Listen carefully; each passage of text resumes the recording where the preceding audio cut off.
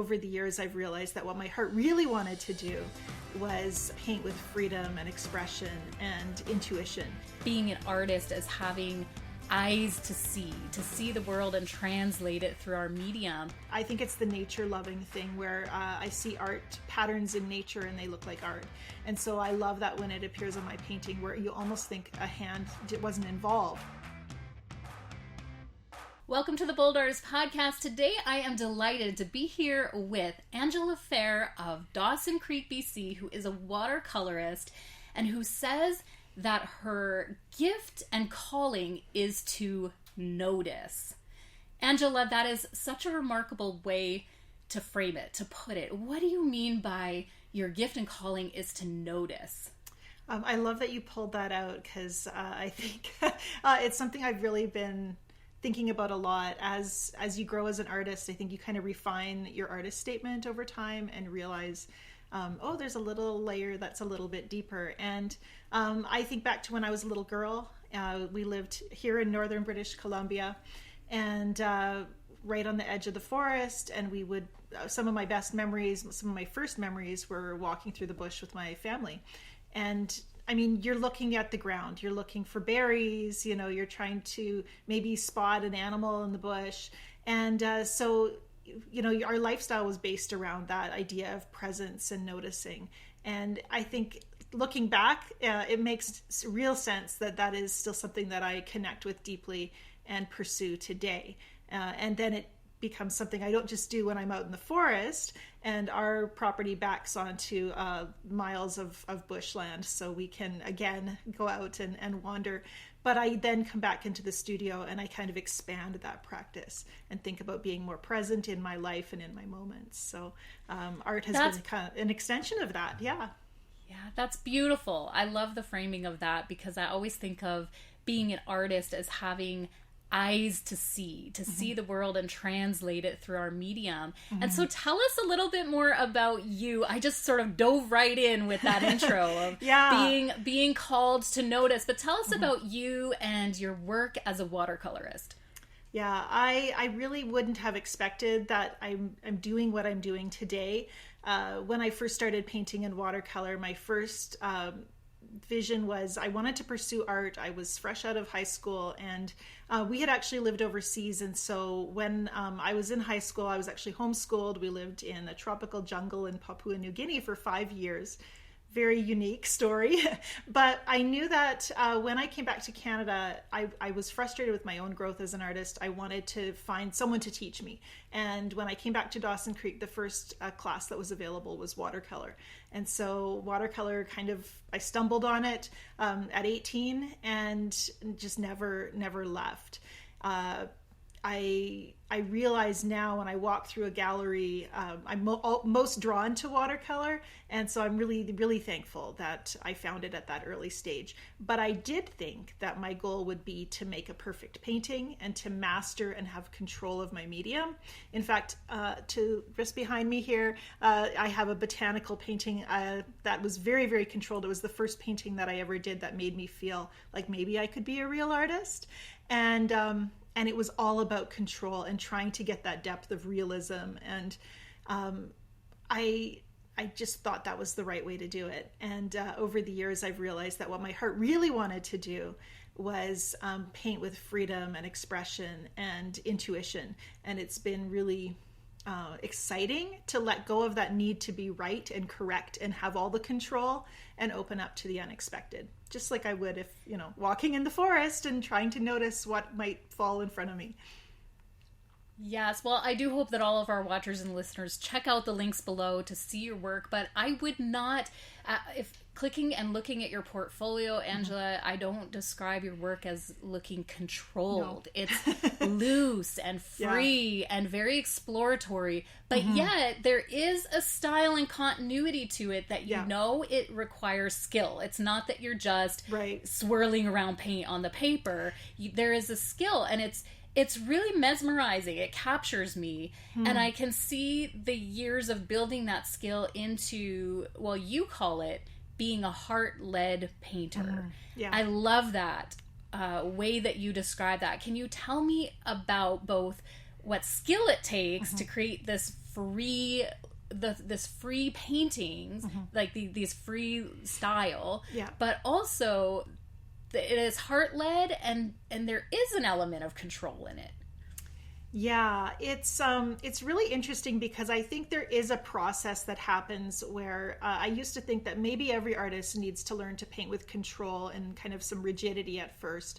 I've revised that opinion. I think if you want to paint loosely and intuitively, you can make that your goal from the very beginning. But early on, I felt like, I needed to learn technique. I needed to be really controlled about that. But at a certain point, technique stops being fulfilling. You start to be able to, you crave wanting to make something that's more than just masterful. You want to kind of show who you are, what you're excited about, something that reflects you as an artist. And I think artists talk about discovering their style, and that's what they're talking about, that drive to somehow show who you are as an artist in your work. And we don't usually know how to do that. And what I'm learning is that style comes from the things that you do consistently. So they're decisions you like, so you make them over and over and over again. And so they show up repeatedly in your work. The colors you love, the ways you mix color, the marks you make, and the way you hold your brush, all of that is your style. So the best way to develop your style then is to feel free to make choices that make you happy. And for me, that was a really hard thing to transition to. I love winning people over, meeting people's approval. I look for safety in approval, really. And so as a person, it's very easy for my identity to kind of get lost in that desire to please an audience. And I notice my teenagers, they bring friends home, and I want them to know I'm the fun mom. So I start making jokes as soon as I have a new person to be my audience. It's terrible. And it's just I can relate. I have adult kids. I've been through the teen years. You're like, how do I be the fun mom? Yeah. And it's like their friends don't need to, it doesn't need to matter to me what their friend's opinion of me is, but somehow I still have that drive to kind of win someone over. But in my art, how much more rewarding is it to just be able to be yourself and show up, and maybe then you get to win someone by just being who you are and finding connection there. And those are the most meaningful relationships. Mm-hmm. Yeah. So you've touched here on developing style and what that means.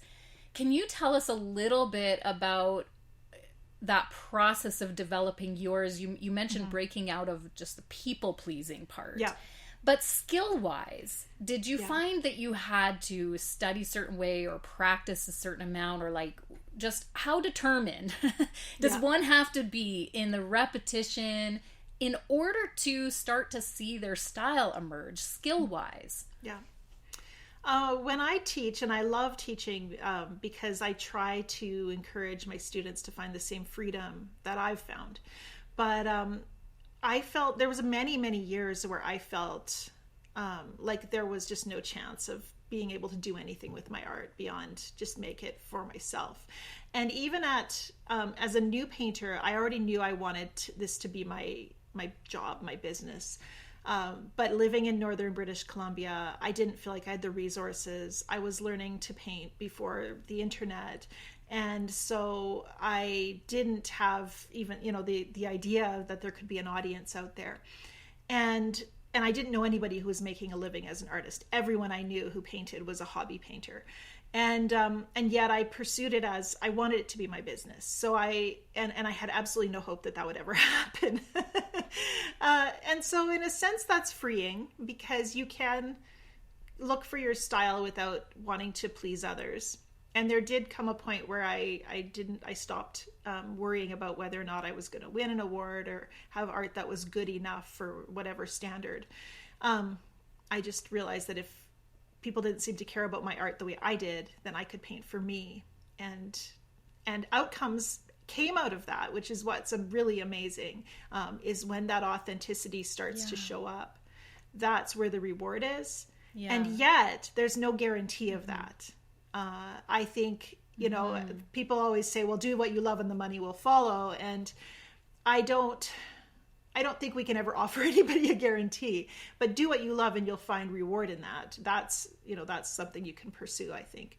I did, but I felt really guilty that I wasn't as disciplined as I would like to be. I have 3 children and they were born very close in age. So I was very busy. I would paint about 3 paintings that I was satisfied with per year at that stage of my life. And feel like, you know, any momentum I would have started out with is just gone. So there was a lot of guilt in feeling like, you know, I could be a better artist if I was just more focused, if I was just more disciplined. And at that time, I didn't realize that everything you do is drawing you toward the artist, the artist that you're meant to be. And so even when I wasn't actively painting, there were things I was choosing in my life that were developing skill that I could use later in my business. There were ways of seeing the world that I was refining just as a person and maybe becoming more independent in communicating with my voice.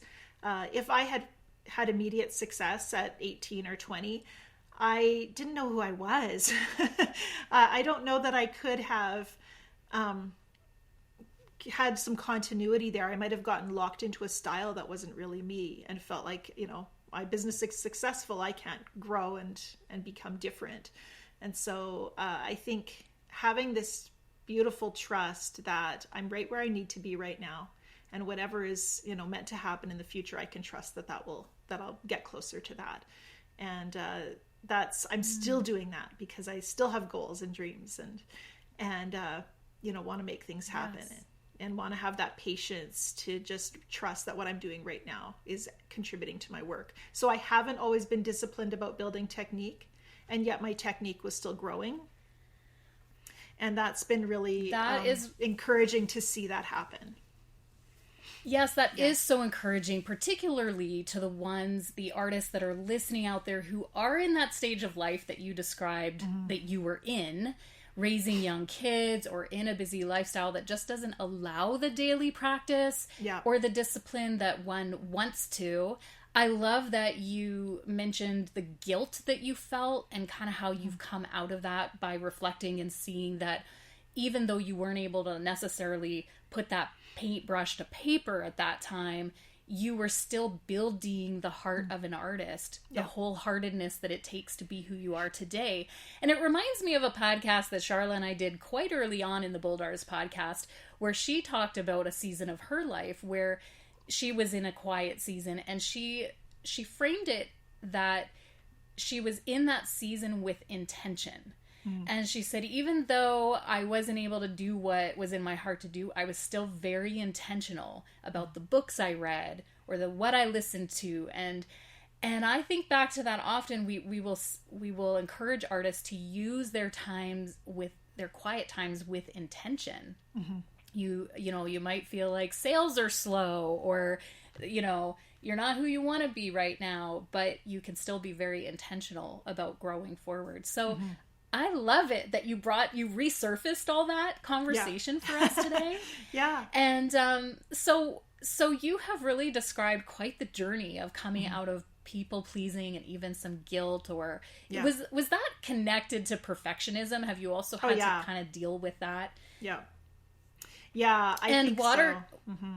Watercolor, I'm sure, really challenges perfectionism, especially when you let go of that control. With an intuitive style and a loose style, so often students will come to me and say, I'm trying to be looser. And it's like, just hold that brush tighter and strive harder for looseness. Well, of course, we think of the visual of that, and it's like, how could you paint loosely when that's you're fighting for it? You kind of have to figure out how to relax and loosen your grip and find that place of trust. And that does mean letting go of perfectionism. And I've been thinking a lot about perfectionism because whenever people see often when people see my style of art, and they might be making art themselves, they'll say, oh, I'm so much more controlled than that, and I'm too much of a perfectionist to paint loosely. And I think we use the word perfectionist it's a little bit of a security blanket, because if you're a perfectionist, you have certainty. There's a right or a wrong way to do things. There's security in judging your work based on how many mistakes you've made or not made. And perfectionism really is a way of not extending any grace to yourself. I don't let myself, relax enough to make a mistake, or to let a mistake appear on the paper and just let it live there. And what I've found is, as a loose painter, as an intuitive painter, I have had to, one of my favorite ways to deal with mistakes is that I actually make it look like it was intentional, or I try to do more of it. So I made a big, I moved the brush across the paper and it dripped on my sky, and suddenly I have this big blob there. And instead of trying to blot it immediately, I'll hit the brush so I splatter, more of that color across the page.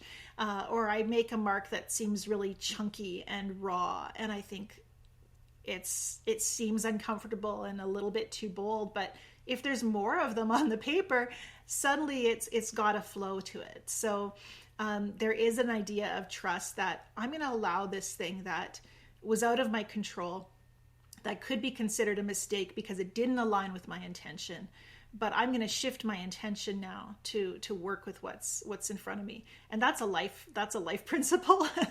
Because work life with throws what's us in front of me curveballs all the time. Yeah. Just a quick note here in this podcast, ask you if you're ever frustrated mixing your paint colors. Do you feel like you just end up with mud and you need help? If that's the case, you're going to be thrilled to know that boldschool.com offers a learning path that's dedicated to color theory. It's called the Color Path, and it will transform your eye and skills as an artist to know, understand, and mix colors. Check it out on our website. Our classes and community are here to support you and mentor you, not only in growing your skills, but in becoming a wholehearted artist. Now, back to the show. You really have a depth of heart and a depth of maturity in not only in your art style and in how you approach your painting, but just in life and in character. And do you feel that art has helped to cultivate this, or do you think that your character has just found art? Like, which way have these two worked and been interchangeable with each other? Yeah, great question. I think one of my skills, one of my gifts, is that I look for the deeper principle that underlies whatever's going on. So if I'm dealing with something in my life, I'll often think, okay, how does this relate to my art, and vice versa. If I'm noticing what's true in art is true in life, and so I am someone who's always diving into principle. Which makes me a good student, because I can, watch an artist teaching, and I would encourage your students to do this, and try to glean, how can I apply this to my art practice? And that means I can take an artist whose style is very different than mine. And often, if I'm taking a class or a workshop, I will look for artists who paint very differently than me, so that I can dive in and think, okay, what are the principles they're working with, and how do I then bring that home and make it look like Angela? And that's been really kind of it's almost a game to explore it in that way, and to broaden your palette. Even you can do that at an art gallery and look at different styles of art, and always be digging for those. What's the underlying principle here, and how does this apply to me? Yeah. I love it that you just said, how do I make it look like Angela? And that you would know your work enough and your heart enough to know what is Angela. And I think that would be one of my hopes for students and newcomers into art, that they would be able to fill in that blank with their own personal name. That they'd be able to say, like in my case, that I would know what work is Mary Janelle's. Yeah. And what that really means, that we would know ourselves that well. And so I love it that you can bring that to the Bold Artist Podcast conversation today. Yeah. And so circling back. Yeah. I was just going to say, you don't know it until you see it. Go ahead. So that is the one thing, is I think we think that we'll have a fully formed idea and then we put it on the paper, but it's more like you're painting actively, and then it's like, oh, okay, I see me in this. And that's where I pull it out. So, yeah. And isn't it true that you have to do enough of it to start seeing yourself in it? And I think that there are seasons, we mentioned the seasons that we don't have the time or the space to have daily practice. But once we do have that time and space to be practicing and putting ourselves out there every day in practice and discipline, we start to see the glimmers of who we are come through. And do you ever find that one of the hurdles to really developing style would be that maybe we're scared of what we see, or we don't really want to embrace what we see? Because I've known that with my own style, that there's times I'm like, okay, I see what Mary Janelle's creating, but Mary Janelle doesn't want to create that. Mary Janelle wants to be more like Angela. Or I'm making things up right now. Yeah. But you know how we don't embrace what the hints and glimmers of our true art form. We don't really dig into it. And how do we dig into it more? For me, it's been a real process of kind of letting go of ego. And because I like I said, I'm a people pleaser. I want people to look at my work and think, oh, there's someone who really knows what they're doing, who's been doing this for almost 30 years. But at the same time, what really makes me come alive is a bit of, I've really been falling in love with this minimalistic style where I'm doing less and I'm letting my marks, I think it's the nature loving thing where I see art patterns in nature and they look like art. And so I love that when it appears on my painting where you almost think a hand wasn't involved. Well, me not having a hand involved means it's going to look a little raw and unstudied, and people might misunderstand it and think I have less skill than I do, and I need to be okay with that. So that for me is very humbling, because I can't, the work that makes me come most alive doesn't necessarily, it's not necessarily a billboard for Angela's, talent and skill. And I also think people have to develop a taste for it as well. One thing I've been trying to do is enter my art in more national shows, and that means facing a lot of rejection at this point. And I think I'm stepping into a public space where people haven't seen what I do before. I need to be okay with it taking time for people to recognize what I'm doing and care about it the way I do. And it's very challenging. It's very humbling. It takes a lot of patience, and it would be very easy to feel like maybe I should just, maybe I'm on the wrong path. But how can I be on the wrong path when it's something that matters to my heart so much? Yeah, very, very well said. So, Angela, in the past, we've had conversations here on the podcast about how we often judge our own art as good or bad. And we have this sort of, this could relate to what we've talked about today in perfectionism or people pleasing, but we have these sort of standards where we look at art over here and say, this is good art. And then we look at what we're doing and we think this is bad art, or we judge. Have you gone through the process with yourself or any of the painters that you work with that you have had to just release judgment of what is good art, what is bad art, and what does that mean? Yeah, actually, I try not to use the words good or bad anymore. I'm really not comfortable with them because the way I look at my own work, and this is hard because I can evaluate other people's work and think, okay, this work to me is accomplishing what it set out to accomplish. And I look for that more than anything else, because that means that if you are a realist painter, and you're not accomplishing that goal, then your painting could be better.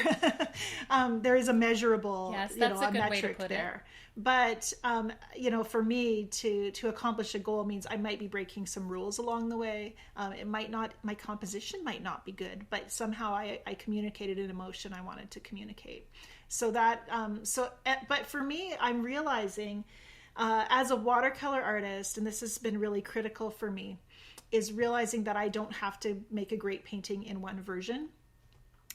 With watercolor, we don't tend to work in a lot of layers. The common saying is you can't fix mistakes in watercolor. And and I reframe mistakes, so I don't have to worry about that. But when I choose a subject for a painting, I know that it might take me 5, 10, 20 versions before I really find the one that resonates. Loose and intuitive painting for me involves a lot of editing out the excess. And so, each version that I do, I let go a little more of things that weren't necessary. And so my one finished painting that I feel like this is the one I want to frame and exhibit, it sits on a foundation of a multitude of paintings that came before it. And those were really necessary. So how can I say that the one that's finished is better? Because it owes so much to the others. And I feel like there's this ongoing conversation where I have this body of work and a lifetime of development that all contributes to what I'm making today. The first waterfall painting that I painted, I owe so much to that because 25 waterfalls down the road, I created one that was like really powerful. But I couldn't have done that if I hadn't started with the first one.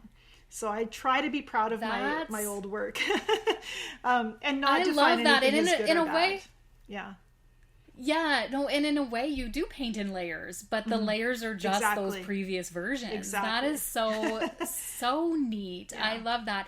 And asking you the question, good versus bad, is only because it's come up so many times amongst artists. We do that, and so I love how you've put it to us today, and that we don't even need to use that language, really. We don't even need to use that way of thinking, but just know that everything we're doing is a stepping stone to the next greater piece, and to knowing ourselves better. And so as we sort of wrap up here at the end of the show, is there anything that would be on your heart and mind to encourage the listeners of the Bold Artist podcast in whether it be in finding their style or knowing their medium better, or even life in business as an artist? Do you just have anything you've been wanting to share? There's so much. I'm sad that we're already coming to the wrap up here because I'm not saying that to rush you. I'm not saying that to rush you. My heart is in this place of you get to be the artist you were meant to be, and it needs to, but it's a very open-ended thing. It's a very open-ended process, and you need to give yourself permission for it to not fit any metrics, any goals. I need to give myself permission to do whatever it is on my heart to do today, and not worry about whatever deadline is looming or whatever people might be buying right now, or even measuring up to a level of skill that I've achieved. And when I do that, if I can make...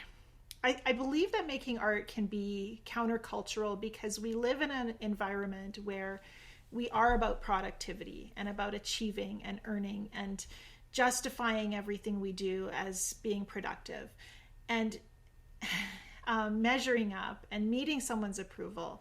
And in my art space,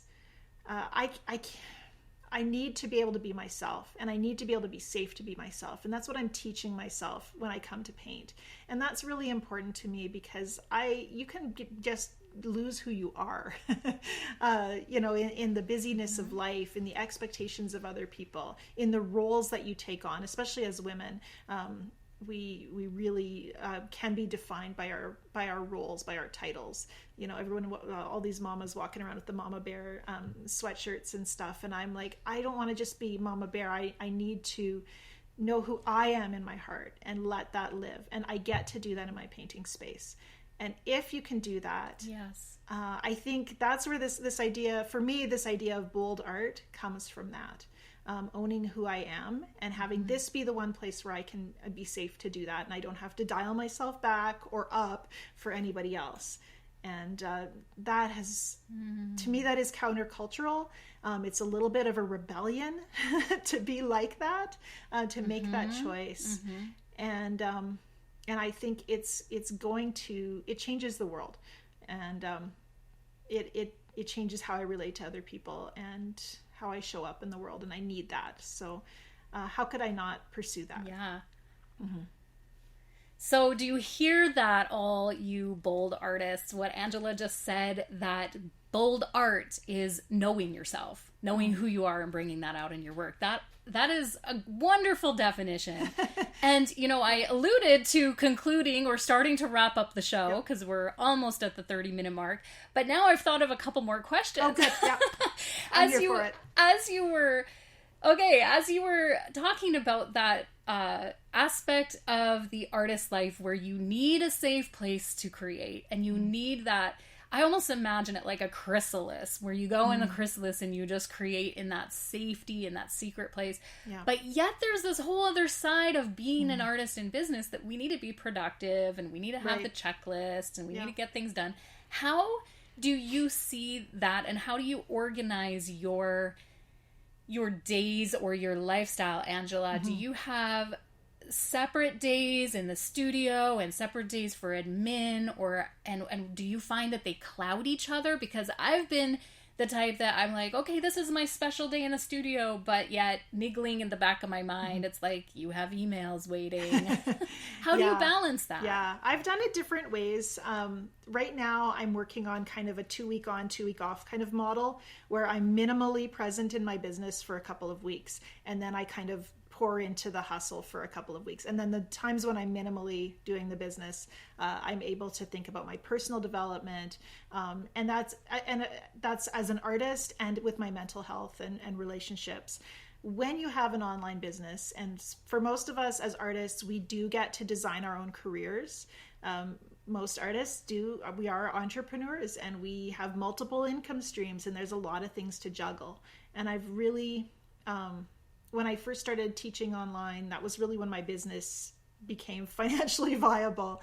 And I found an audience for not just what I was teaching in watercolor, but actually communicating about the artist's life.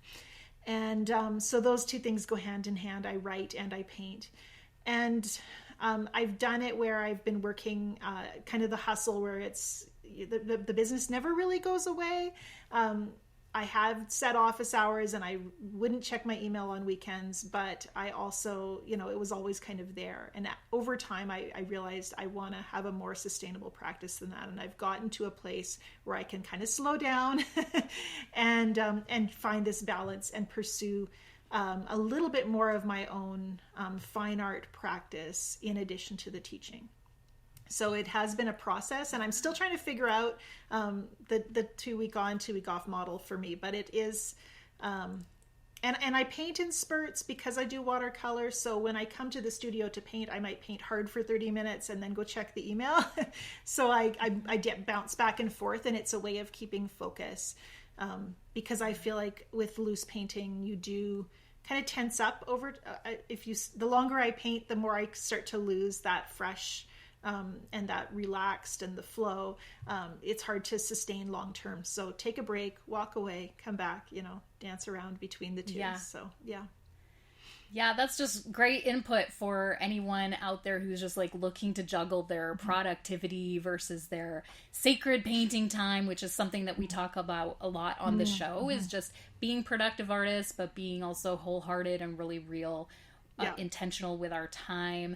Yeah. And so thank you so much for that input. And now just one little bonus question that I'm so curious about, and it's a bit disjointed from the rest of the conversation, but I want to know what the biggest question that people ask you about watercolor is. Like the thing that holds them back from trying it, that they'll say some remark of like, watercolor is, or is watercolor so, like, what do they say? What do they ask and say about watercolor, Angela? That's a good question. Watercolor, well, it's very well known that people will say that watercolor is the hardest medium. So maybe we should dive into that. The most difficult medium to learn is watercolor, and it holds people back from trying it. And I think that's really sad because, people could say that about anything. The most difficult race to run is a marathon. Well, yeah, but people run marathons all the time. They're not content with the 100-yard dash, because what you pour into, it becomes valuable when you do a difficult thing. With watercolor too, it's so rewarding. When you start to when you've showed up enough with watercolor to be able to start anticipating a little bit what it's going to do, there becomes something that's very relational, and it's so beautiful. So it's worth it. You know, the hard things are the ones that are worth it. They say marriage is hard, and yet people are still getting married, raising kids. You know, whatever we do, we value the most the things that are difficult, and so it's okay for it to be difficult. It is achievable. Yeah. The hard things are worth it. Yeah. Angela Fehr, thank you so much for being on the Bold Artist podcast. Thank you all you watchers and listeners for tuning into the show. Make sure to hop on our newsletter list at our website, boldschool.com, and you know where to find us on Instagram at Bold School Inc. and right on the YouTube channel, the Bold School channel. We're so happy to have you here on this journey as we're giving artists voices. Tune in next week for our show, and in the meantime, keep creating.